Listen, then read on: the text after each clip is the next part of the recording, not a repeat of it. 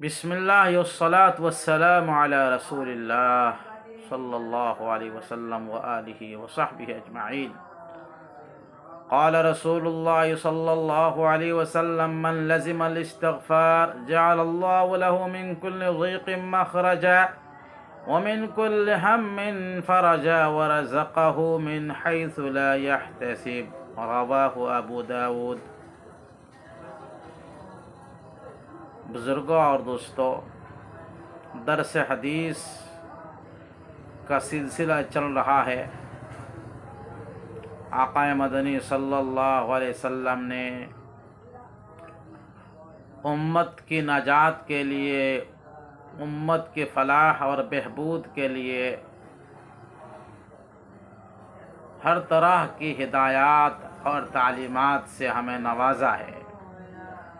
دنیا اور آخرت کی کامیابی کے لیے طرح طرح کے اوراد اور وظائف اور معمولات آقا مدنی صلی اللہ علیہ وسلم نے ہمیں بتایا ہے، رہنمائی کی ہے، لیکن ہماری کمی ہے کہ ہم ان سے استفادہ نہیں کر سکتے، نہیں کرتے ہیں، غفلت کرتے ہیں، ان چیزوں کو عمل میں نہیں لاتے، اس لیے ہم پریشان رہتے ہیں۔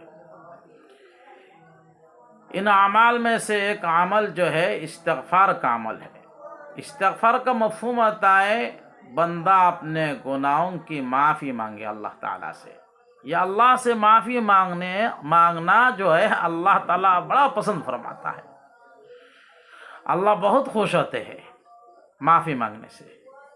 اس لیے قرآن کریم میں اللہ پاک رب العالمین نے بار بار اس بات کی تاکید کی ہے کہ تم اپنے رب سے معافی مانگو، استغفروا ربکم، تم اپنے رب سے اپنے گناہوں کی معافی مانگو۔ تو یہ حدیث جو آپ کے سامنے میں نے پیش کی ہے، اس میں استغفار کی فضیلت بیان فرمایا آقا مدنی صلی اللہ علیہ وسلم نے۔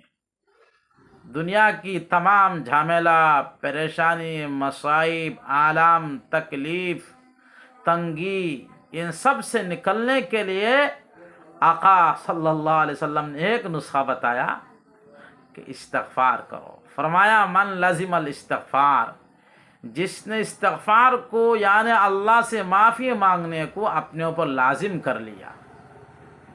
اس کا عربی جملہ اس طرح بنے گا استغفر اللہ ان اللہ غفور رحیم، یا تو استغفر اللہ ربی من کل ذنب واتوب الیہ، استغفر اللہ الذی لا الہ الا هو الحی القیوم واتوب الیہ۔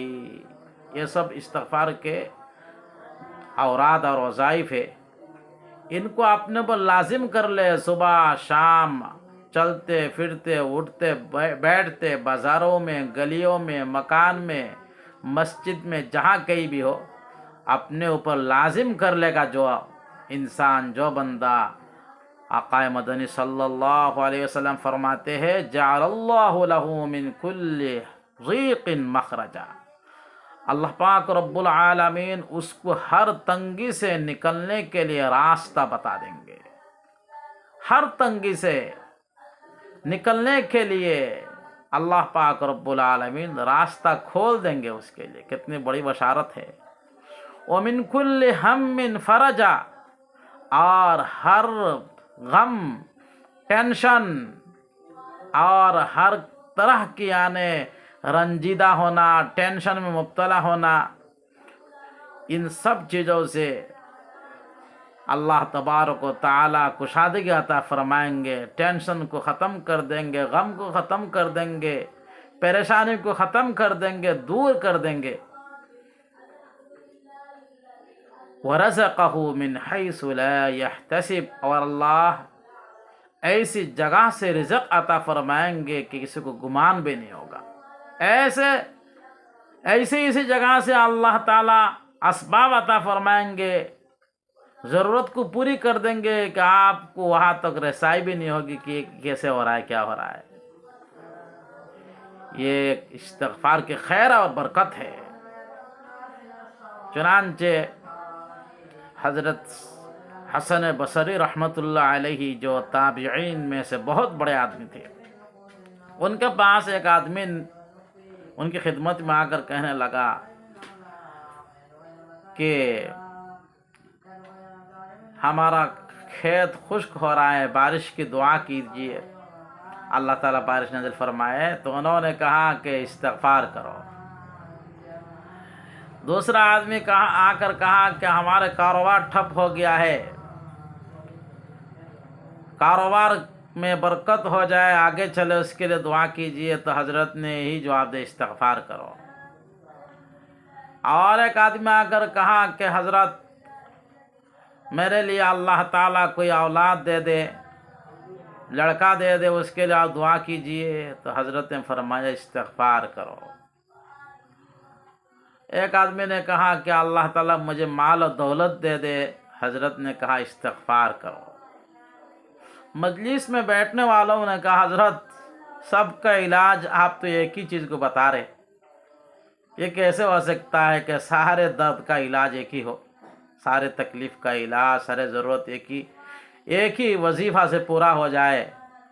تو حضرت رحمت اللہ علیہ نے، حضرت حسن بصری نے قرآن کریم کے سورۃ نوح کی آیات کو تلاوت کر کے فرمایا کہ یہ جو میں نے جو کہا ہے نا، میں نے نہیں کہا، یہ اللہ تبارک و تعالیٰ فرماتے ہیں۔ اللہ فرماتے ہیں فَقُلْتُ اسْتَغْفِرُوا رَبَّكُمْ إِنَّهُ كَانَ غَفَّارًا، اے نبی آپ فرما دیجئے استغفروا ربکم، تم اپنے رب کے پاس استغفار کرو، اپنے گناہ کی معافی طلب کرو، انہو کان غفارا، بڑا معاف فرمانے والا ہے وہ۔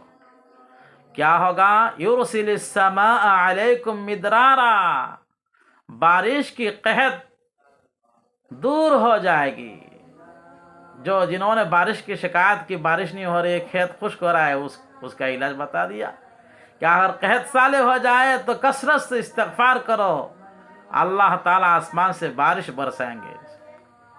وَيُمْدِدْكُمْ بِأَمْوَالٍ وَبَنِينَ، اور جنہوں نے مال کی شکایت کی، پیسے کی شکایت کی، دولت کی شکایت کی، اللہ نے فرمایا اللہ تمہیں مدد فرمائیں گے استغفار کی برکت سے، مال سے۔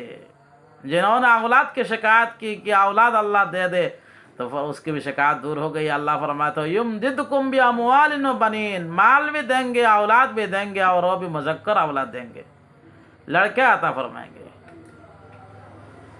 وَيُمْدِدْكُمْ بِأَمْوَالٍ وَبَنِينَ وَيَجْعَلْ لَكُمْ جَنَّاتٍ وَيَجْعَلْ لَكُمْ أَنْهَارًا، اللہ باغات لگا دیں گے، نہریں جاری فرما دیں گے۔ تو استغفار کی برکت ہے یہ، اللہ تعالیٰ سے چلتے پھرتے اٹھتے بیٹھتے کثرت سے استغفار کرنا چاہیے۔ اللہ تبارک و تعالیٰ نے بھی قرآن کریم کی مختلف آیاتوں میں استغفار کی تاکید فرمائی۔ سورہ مزمل کی بالکل آخر میں فرمایا وَاسْتَغْفِرُ اللَّهِ، اپنے رب سے استغفار کرو، ان اللہ غفور رحیم، بے شک اللہ پاک رب العالمین معاف فرمانے والا مہربان ہے۔ اللہ پاک رب العالمین ہمیں استغفار کے عمل کو زندہ کر کے اس سے استفادہ حاصل کرنے کی توفیق عطا فرمائے۔